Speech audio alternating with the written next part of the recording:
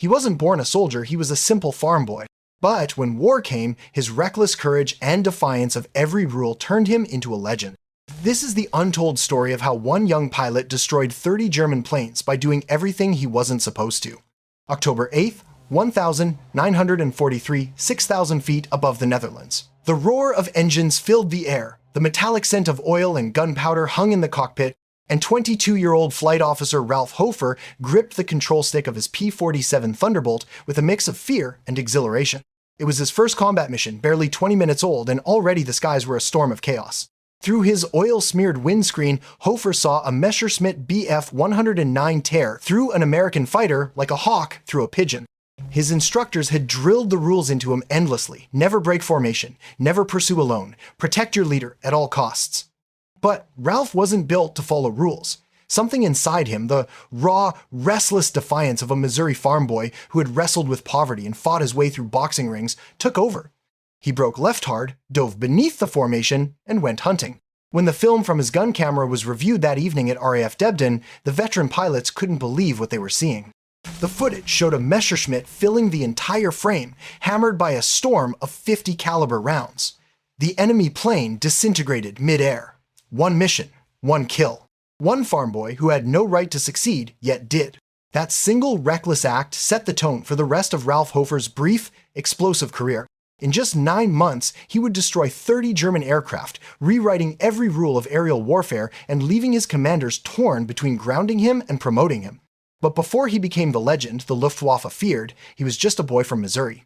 The 22nd of June, 1921, Salem, Missouri. The world Ralph entered was small, rural, and almost untouched by modernity. Automobiles were still a novelty. Electricity hadn't reached many farmhouses. Flying? That belonged to the stuff of pulp magazines and county fair daredevils.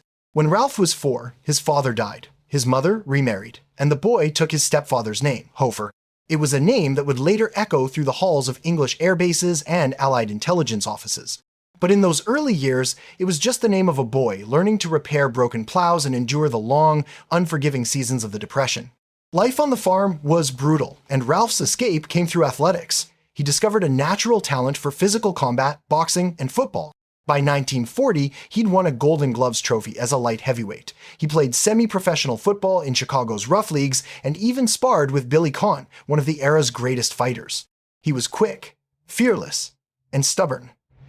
Qualities that served him well in a boxing ring and, later, in the sky. His reflexes were sharp, his tolerance for pain unmatched. And above all, he had a strange, almost reckless sense of confidence that no beating could shake. Formal education, however, was not his thing. Ralph dropped out of junior college, finding the structure suffocating.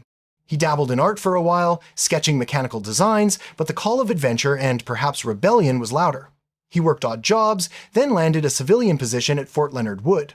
Still, there was no plan, no vision. He was drifting a young man with more instinct than direction. Then, in 1941, fate intervened in the most unlikely way. Hofer took a contract to deliver a brand new Hudson automobile from Detroit to the West Coast.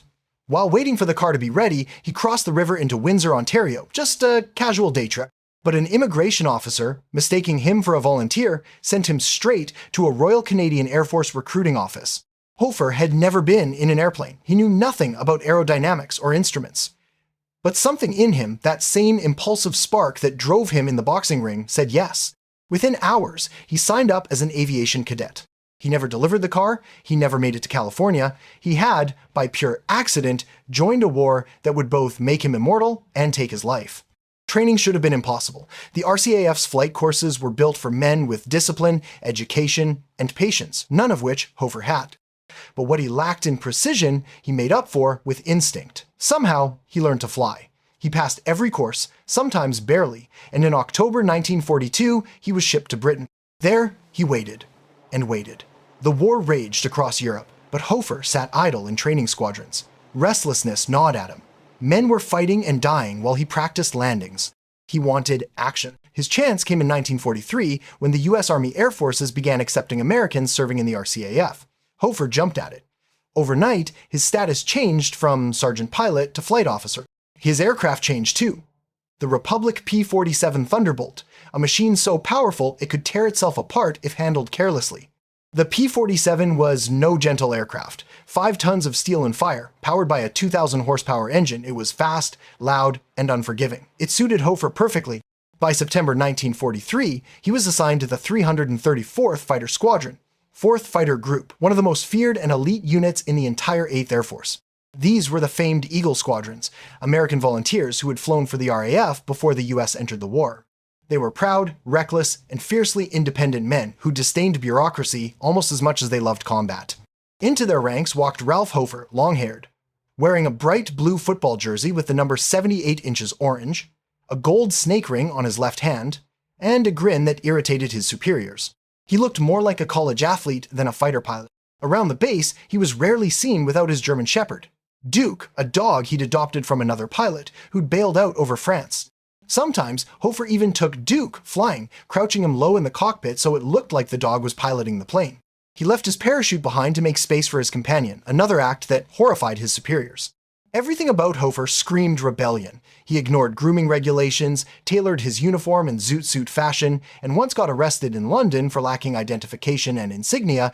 Officers called him undisciplined. Fellow pilots called him fearless. But one thing was clear, Ralph Hofer was not like the others. And then came that day, October 8th, 1943, when the sky over the Netherlands became his proving ground.